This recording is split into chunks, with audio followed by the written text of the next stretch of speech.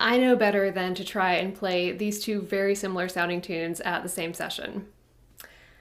I can never keep both of these tunes in my head at the same time, they're just too similar. Every time I play this one reel, I play a B part from another reel that sounds almost the same but isn't actually the B part I'm supposed to be playing, and I end up creating this hybrid tune that nobody can follow.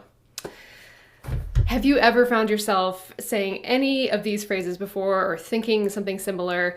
If so, you're not alone. I have definitely been there before as well, and I have figured out a way to move past this and actually challenge myself to play similar sounding tunes together and be able to tell them apart. So today, that's what I'm going to share with you. Hi, my name is Hannah Harris. I'm a Michigan-based Irish fiddler and teacher, and my primary purpose is to help you achieve the real feel for Irish traditional fiddling, even if you didn't grow up in this style. Alright, so there are a lot of tunes in Irish traditional music, and so it's natural that a lot of them are going to sound similar, or that you'll hear patterns across different tunes that make you think of another tune, and maybe you accidentally go into that one. And it's actually really good that you can do this pattern recognition. So before we really dive into the video, I just want to take a second and be like, congratulations, like this is what you're supposed to be doing.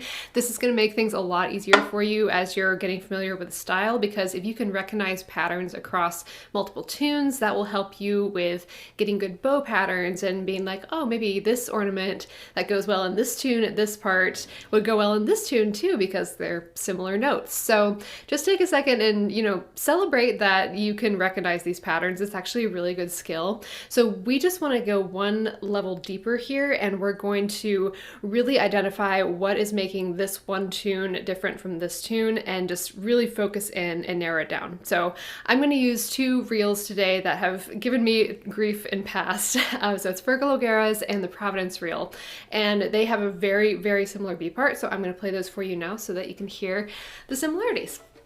All right, so I'm going to play both reels for you now. The first one is Providence, and then I'll follow it with Fergal O'Geara's. I'm just going to play them through once each so that you can hear the similarities between the B parts.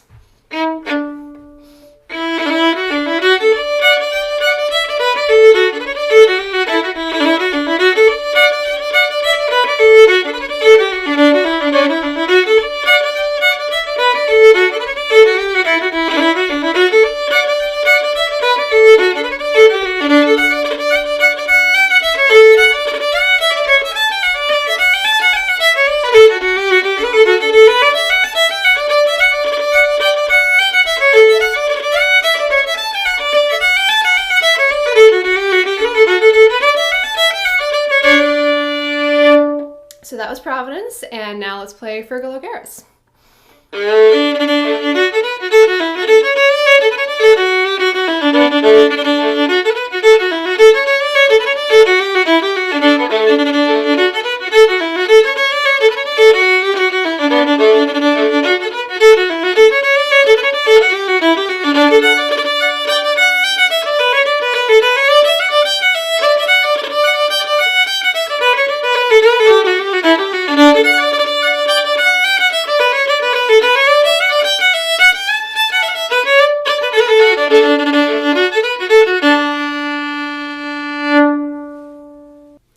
All right, so now we have our two tunes. So this practice tip for you is essentially a three-step process. So we'll break it down into the different phases. So the first thing is get curious. So you're sitting at a session, you're playing this tune, and for some reason you keep going into this other tune that has a very similar sounding B part, and you're like, what is happening? Why do I always do this? Why can I never keep these straight in my head? And it's really good to be like, okay, well, clearly there's a similar phrase happening here, and my brain is mixing this up with this other tune that I just have on autoplay in my head.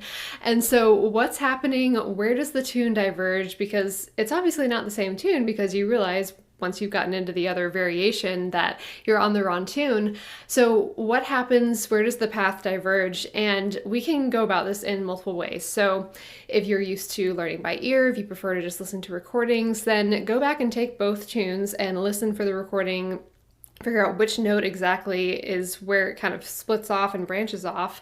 You can also do this in the sheet music too, so I'm actually going to pull up some sheet music on my screen so that we can go in and dive in exactly on where the differences are in these two tunes. All right, so I'm here on thesession.org. If you don't know it, it's a phenomenal resource for getting all sorts of tunes, and you'll get a lot of different versions too. So what you heard me play is likely not exactly what you're going to see on the page here, and you can scroll through different versions and see which ones you like. So I will link to the session below so you can have the links to both of these tunes, and you can go in and do a little bit of sleuthing here yourself. But let's look now. So this is Providence in this tab. So we've got our B part starting here. So those are our first two measures of B. And then if we pull up Fergal O'Geara's over here, so basically this first measure looks almost identical between Fergal O'Geara's and between Providence reel here as well. And there's a little bit of a difference with the triplets, but we're not going to worry too much about that. You could play the triplet with a C sharp or as 3 Ds here. So basically this is about the same. That's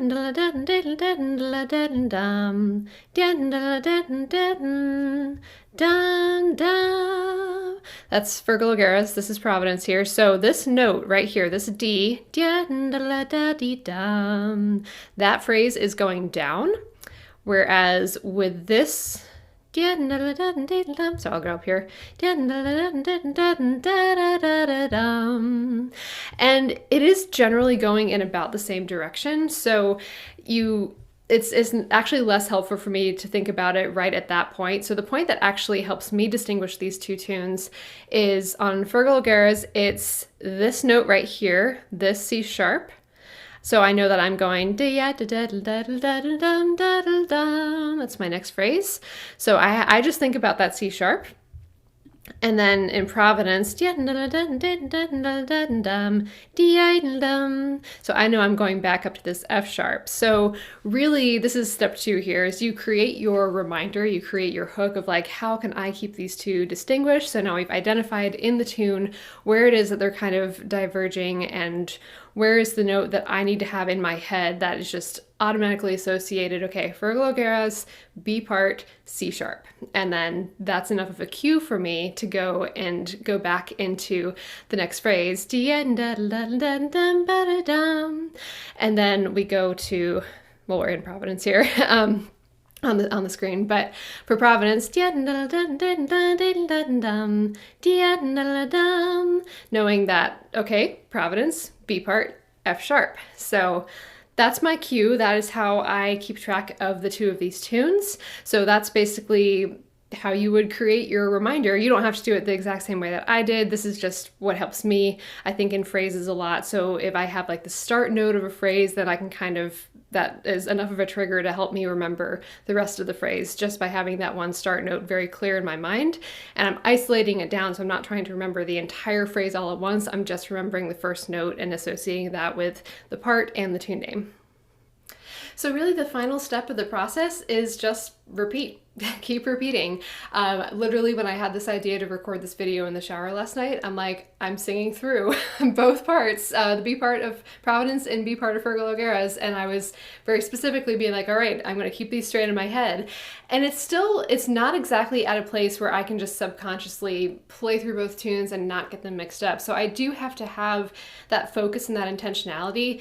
Fortunately, I've spent a lot of time working on the other areas so that a lot of them are subconscious so that I can actually focus on, okay, keeping the notes straight in my head. And again, it's not like you're having to memorize, 6,400 different notes in one tune. You're more thinking of it in phrases and just condense that into a more memorable, more easy framework for you to keep track of. So again, you can just kind of isolate those measures. So let's just say I'm going to loop Fergal O'Geara's for a little bit.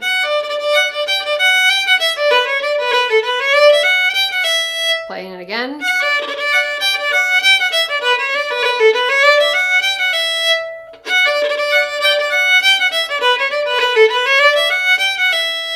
So you could just play that on a loop and, have that one tune going, and once you're sure you have that down, now it's time to pivot and take the other tune, which again, you have your cue already built in, so you know that this one's going to go up now. So you're thinking, okay, Providence.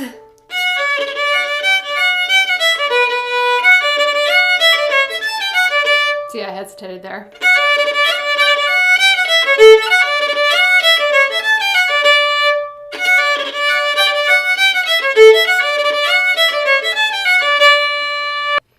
So the repetition part is really, really key, and just continuing to revisit it, because as you even just saw there, like I had a little goof between Fergal O'Geara's and Providence. Like, you have to keep coming back to it and keep revisiting it. And maybe it's because I'm multitasking here. I'm recording a YouTube video while I'm also teaching this, while I'm also trying to remember the notes in my head. So maybe if I was sitting at a session or in a performance where my focus is more primarily on the music and making the music, that it would be a little less likely to be distracted. But in any case, just kind of a case in point that this is an ongoing practice. It's something that you can do. It's something I found really helpful, because really I could not have recorded this video for you even just a year or two ago with these two tunes. I would have to have them written out in front of me. I'd have to be like, okay, this is this tune, this is this tune, and I couldn't just think of it with that cue in my head. So the repetition really is key here. So I would really love to hear from you and what you're looking for when you're trying to get the real feel for Irish music. What is it that is making you feel stuck, or where do you get hung up? I'd love to take another opportunity to record a video, answer your questions, and post it up here on YouTube. I'm more than happy to do that. So post your questions down below in the comments, and I'm more than happy to answer those, and you might see them in a future video tutorial here. Also, if you want to keep in touch on a more regular basis, then I have my weekly Sunday Irish Fiddle newsletter, totally free. You're welcome to come join. It's one of my favorite things to do every week, is sit down and write these and get to connect with you all, nerd out about various things in Irish music, especially polkas. As a recap, today we were talking about how to go in and intentionally separate tunes that sound very, very similar in your head, and actually, put in the time to separate them out so that you can play them both at a session if you want. You don't have to, because there's plenty of tunes out in the world that could fill up several hours of a session, but it is just fun to be able to tell yourself, hey, actually, I can do that. I can actually learn how to distinguish these two in my head, and this is a great practice for me. So, as a little recap, you're gonna get curious, you're gonna figure out where exactly in the tune it's sounding similar and figure out where your branches are. You're gonna come up with your cue, whether that's how I did it, or if you learn better by maybe sketching it out or drawing yourself a little picture that you can think of as like, this is this tune and this is this other tune. Do whatever helps you remember. The method is less important than the effectiveness of the method and how it works for you. So that is step 2, and then step 3, of course, repeat, repeat, repeat. So I hope you enjoyed this tutorial. Again, let me know if you have any questions, whether it's about this subject or something else in the world of Irish music that you'd like me to cover, and I will see you in the next video.